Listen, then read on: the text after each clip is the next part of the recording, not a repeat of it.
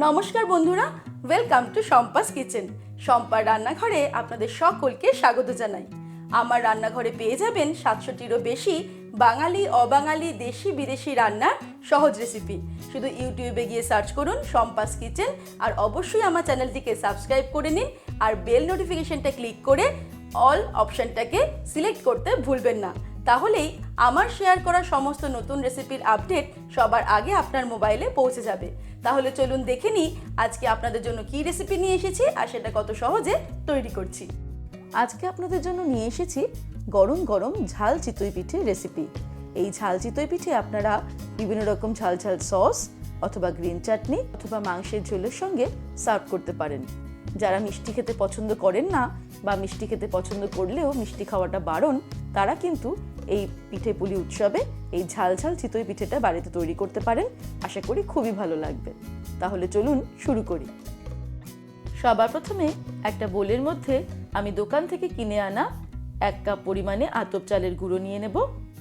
এখানে মোট 150 গ্রাম চালের গুঁড়ো আমি নিয়ে নিয়েছি। চালের গুঁড়োর সঙ্গে দিয়ে দেব হাফ টিস্পুন পরিমাণে নুন, আপনারা স্বাদ অনুসারে দেবেন। এবার আমি এর মধ্যে অ্যাড করে দেব একদম উষ্ণ গরম জল হাফ কাপ। এই জলটা এতটাই উষ্ণ যেটার মধ্যে খুব সহজেই হাত ডোবানো যাবে। চালের গুঁড়োর মধ্যে এই উষ্ণ গরম জলটা অ্যাড করার পরে আমি হাত দিয়ে চালের গুঁড়োটাকে একটু মেখে নেব।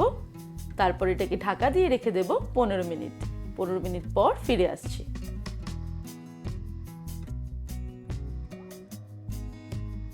পনেরো মিনিট হয়ে গেছে। এবার আমি এর মধ্যে আরও কিছুটা উষ্ণ গরম জল অ্যাড করে পিঠের জন্য ব্যাটার তৈরি করব। আমি হাফ কাপ পরিমাণে উষ্ণ গরম জল দিয়ে ব্যাটারটা তৈরি করছি। আমি হাত দিয়েই ব্যাটারটা তৈরি করছি, আপনারা চাইলে উইক্স নিতে পারেন। খেয়াল রাখতে হবে ব্যাটারে যেন কোনো লাম্পস না থাকে। একটা স্মুথ ব্যাটার আমাদের তৈরি করতে হবে। হাত দিয়ে ফেটাতে ফেটাতে আমি স্মুথ একটা ব্যাটার তৈরি করে নিয়েছি, এই দেখুন। তবে ব্যাটারটা আমার একটু ঘন মনে হচ্ছে, তাই আমি আরও 1/4 কাপ পরিমাণে উষ্ণ গরম জল এর মধ্যে অ্যাড করে দেব। তারপরে আবারও কিছুটা মিশিয়ে নেব। এবারে আমি একটা হাতা নিয়ে নেব, তাহলে আপনারা বুঝতে পারবেন যে এই ব্যাটারের ঘনত্বটা কেমন হলো। এই দেখুন, ঠিক এই রকম ঘনত্বের ব্যাটার আমি তৈরি করে নিয়েছি। এটা খুব বেশি ঘনও নয়, আবার একদম পাতলাও নয়। এবারে আমি এর মধ্যে অল্প পরিমাণে কিছু ইনগ্রেডিয়েন্টস অ্যাড করব। দিয়ে দেব হাফ টিস্পুন পরিমাণে আদা বাটা, 2টো লঙ্কা কুচি দিয়ে দিলাম, আপনারা স্বাদ অনুসারে দেবেন। আর দিয়ে দিচ্ছি 1 মুঠো ধনেপাতা কুচানো। এবারে সব কিছুকে ভালো করে মিশিয়ে নেব আর ব্যাটারটাকে আরেকটু ফেটিয়ে নেব।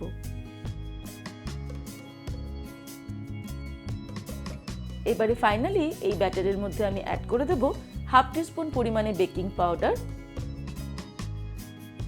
আর দিয়ে দেব 1 টিস্পুন পরিমাণে রিফাইন্ড অয়েল। তারপরে আরও মিনিট খানেক আমি এটাকে ফেটিয়ে নিয়ে চলে যাব পরের স্টেপে।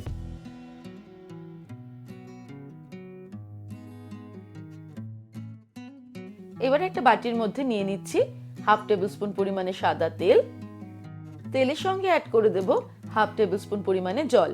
এবার এটাকে মিশিয়ে নেব, আর তারপর আমরা যে সাজে চিতই পিঠেগুলো তৈরি করব সেই সাজটাকে এই মিশ্রণটা দিয়ে গ্রিস করব ভালো করে। মিডিয়াম টু হাই ফ্লেমে প্রথমে আমি চিতই পিঠের সাজটাকে ভালো মতো গরম করে নিয়েছি। তারপর ফ্লেমটাকে কমিয়ে দিয়ে এর মধ্যে আমি ব্যাটারটাকে ঢেলে দেব।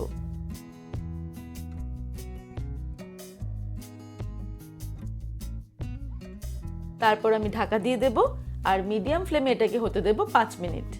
এই দেখুন, 5 মিনিটেই আমাদের পিঠেগুলো একদম রেডি হয়ে গেছে। এবার কত সহজে আমি একটা স্পুনের সাহায্যে এগুলোকে একটা প্লেটের মধ্যে তুলে নিচ্ছি।